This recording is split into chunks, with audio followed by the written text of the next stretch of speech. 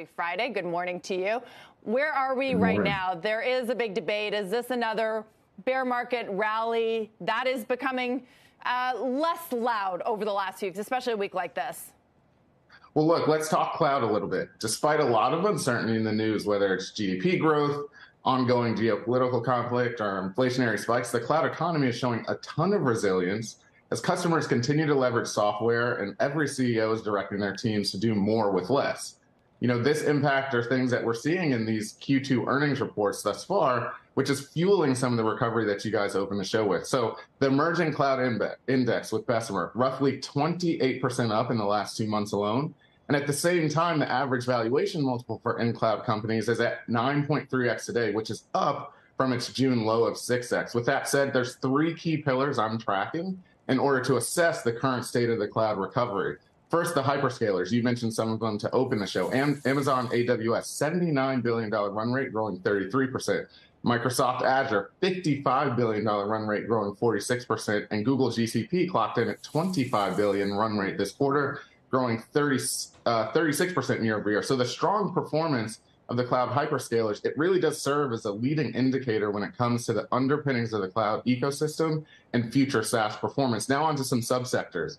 Datadog in the infrastructure space. They beat consensus on top line, generating $406 million of revenue this year, a huge 7% beat, along with a beat on earnings per share. And then the company went on to raise its full year guidance. Quickly again, cybersecurity cloud failure.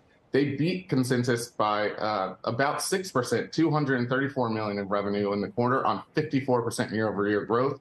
Perhaps more importantly, they also raised full year guidance. So we're talking about shifting into the second half of the year, and companies are giving us some guidance. And then lastly, Atlassian and on Monday.com, I talked about CEOs wanting their teams and companies to do more than less. They beat on revenue, earnings per share, year-over-year growth, and both companies raised their guidance. So the last company that I definitely want to talk about in the vertical SaaS space, because these companies touch real industries and economies that we interact with, Toast.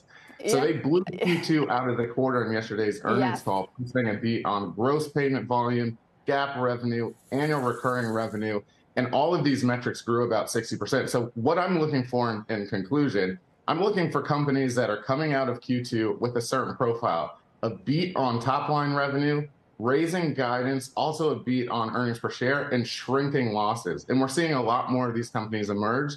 And that's what's fueling the recovery so far. Elliot, you're painting a very, very rosy picture indeed. To me, it feels maybe a little too rosy. I mean, we did just get through the earnings season. It wasn't as bad as many were expecting, but it wasn't great either. I mean, guidance from some of these companies was good, but even the hyperscalers, I mean, growth was better than expected, but it's still slowing, and that's ultimately going to hit the tech ecosystem, right? So what makes you say that we're already seeing this recovery? There's not another shoe to drop, especially when we head into the next quarter of earnings.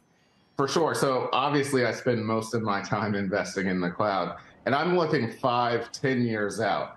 And when you think about, you know, where we're coming out of with COVID 2020 and 2021, we just saw a spike in enterprise SaaS that I don't think we may never see again. So yes, growth is slowing, but you have to put it in context of the period that we're coming out of, which was growth like we've never seen before, really with the spike of work from home.